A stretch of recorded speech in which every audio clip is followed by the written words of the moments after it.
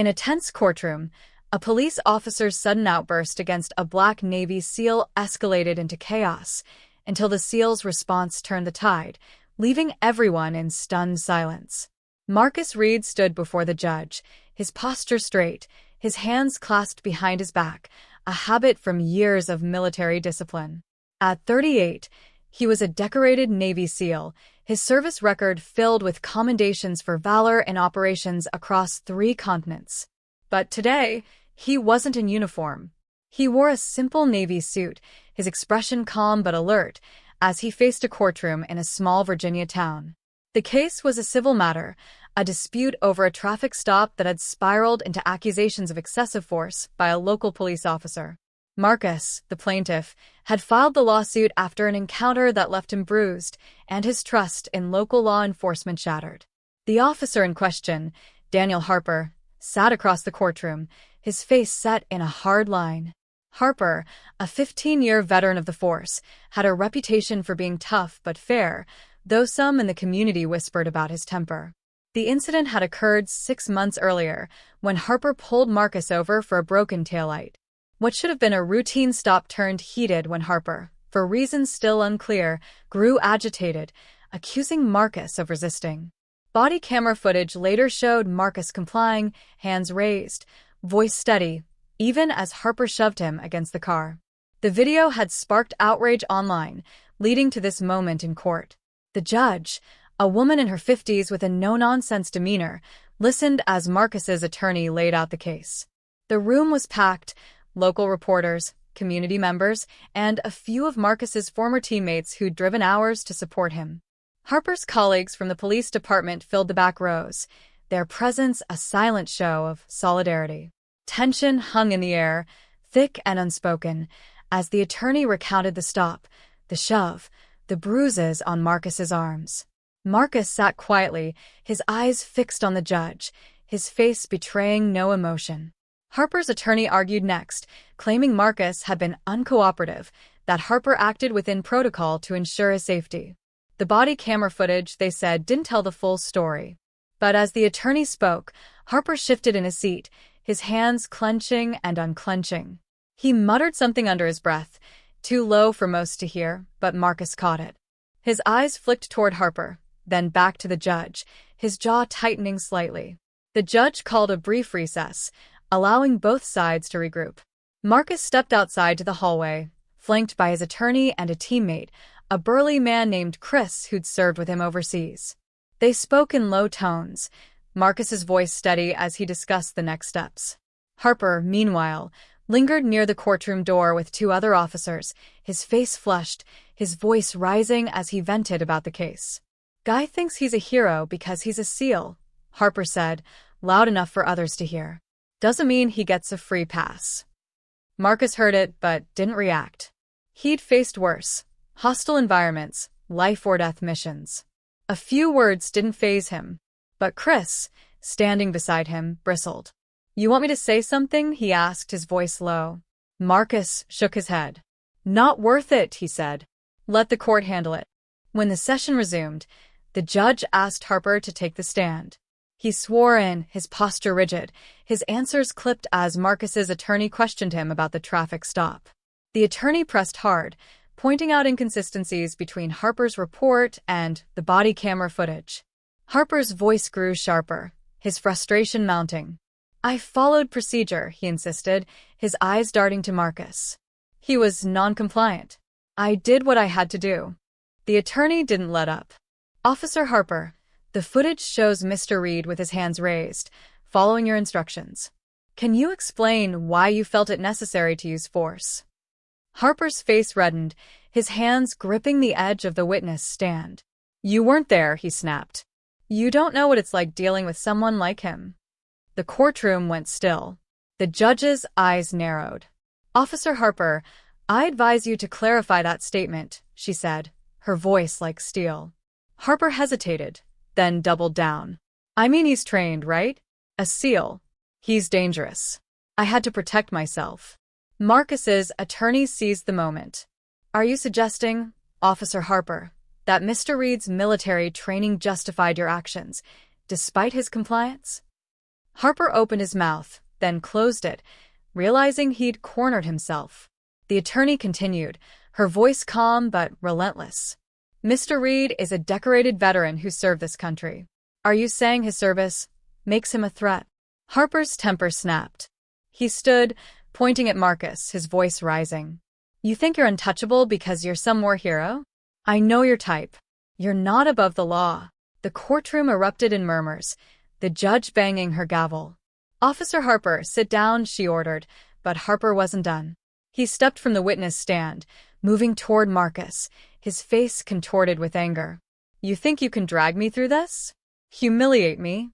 Marcus stood, his movements deliberate, his eyes locked on Harper. The bailiff moved to intervene, but before anyone could react, Harper lunged, shoving Marcus hard in the chest. Gasps filled the room. Marcus stumbled back a step but caught himself, his hands raised not in defense but in restraint, palms open, signaling calm. The bailiff grabbed Harper, pulling him back as the judge shouted for order. What happened next stunned everyone. Marcus, still standing, spoke directly to Harper, his voice low but carrying across the silent courtroom. I'm not your enemy, officer.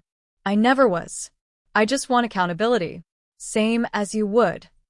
His words were steady, measured, the kind of calm forged in combat zones where losing control meant losing lives.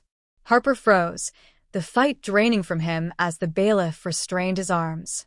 The judge, visibly shaken, called for an immediate recess, ordering Harper removed from the courtroom.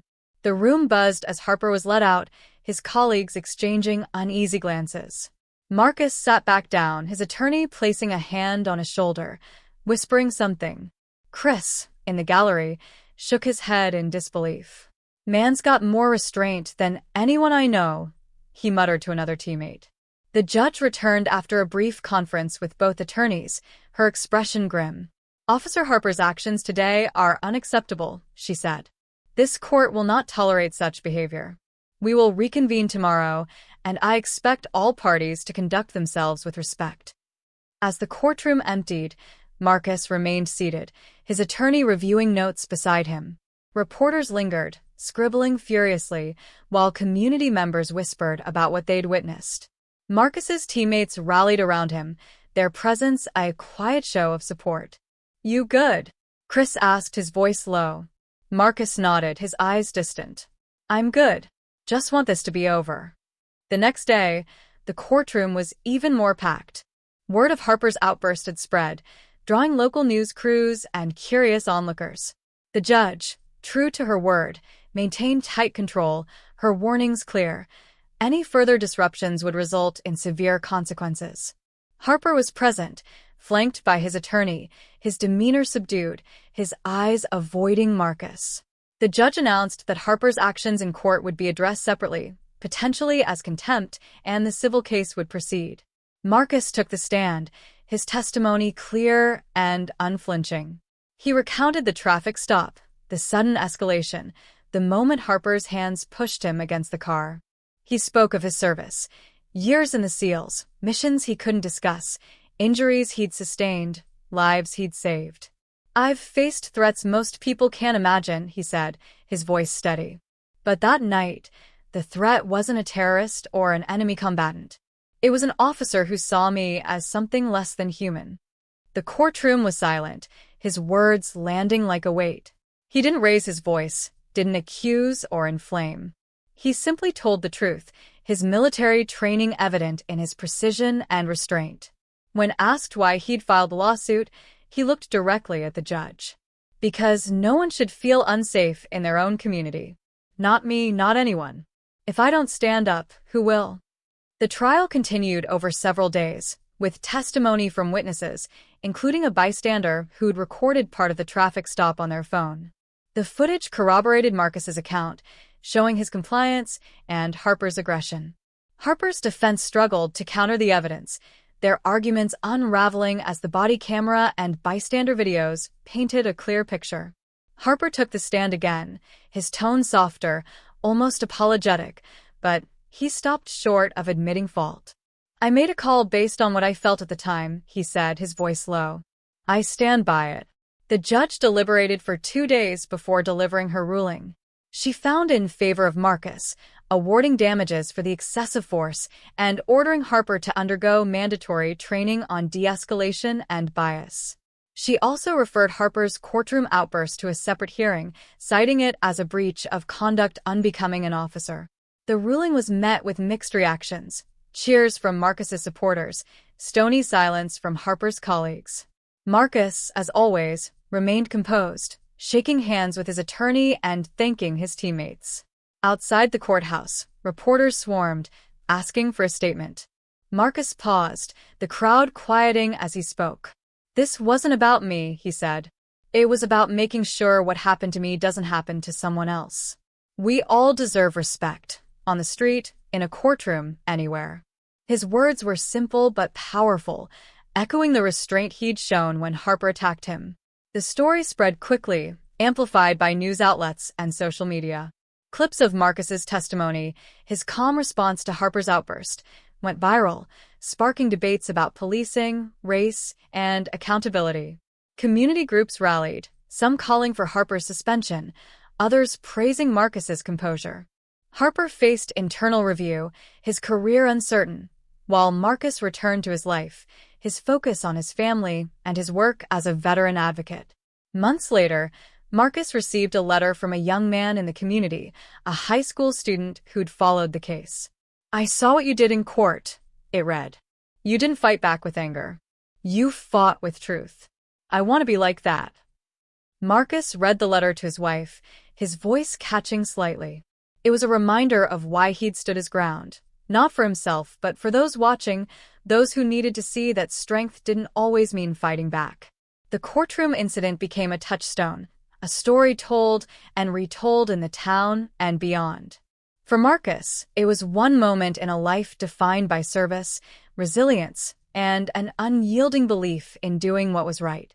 For those who witnessed it, it was a lesson in the power of restraint, the weight of truth, and the impact one person could have when they refused to be diminished.